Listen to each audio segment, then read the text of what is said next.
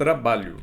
Imagine que aplicamos uma força horizontal e constante de módulo F em um bloco que está sobre um plano horizontal sem atrito. Devido a essa força, o bloco se move em linha reta por uma distância d.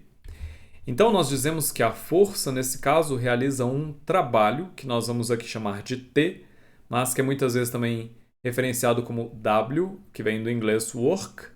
E aí a força realiza um trabalho sobre o bloco que é dado pelo produto da força com o deslocamento ou a distância. Considerando que, nesse caso, ele se move em linha reta, a distância e o deslocamento são iguais, então o trabalho é dado pelo produto de força com distância ou deslocamento.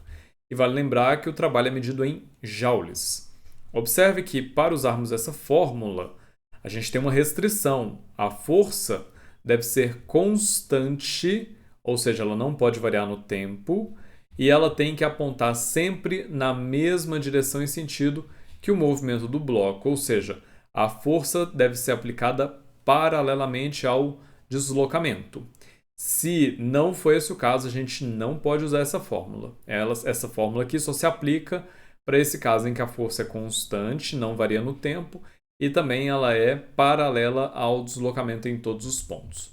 Agora, e se a força não for constante?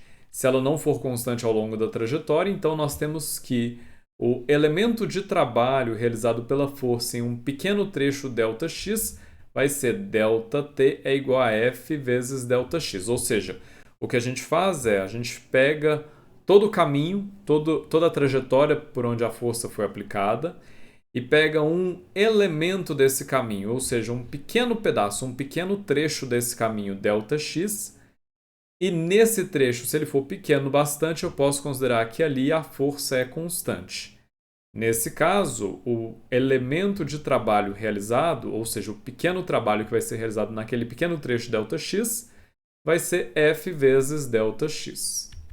No limite em que a gente faz o ΔX tendendo para pedaços cada vez menores, ou seja, o ΔX tende a um dx, então esse trabalho ΔT vai virar um dt, que é igual a F dx. No lugar do ΔX, a gente colocou o dx.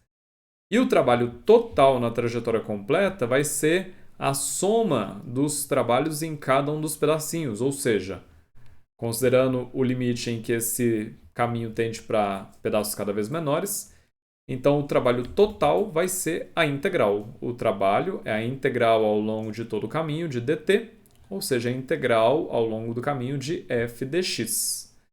Então a gente precisa integrar a força quando ela não for constante, quando ela variar. E a gente integra isso ao longo do caminho. O sinal do trabalho é positivo se a força é a favor do movimento e negativo se a força é contra o movimento. Então imagina um bloco que está se movendo sobre uma superfície com atrito. Nesse caso, o atrito é contra o movimento, por isso o trabalho realizado pelo atrito é negativo. Se você tem uma pessoa empurrando esse bloco para frente, ele se move para frente, então o trabalho realizado pela pessoa é positivo, porque nesse caso a força é a favor do movimento.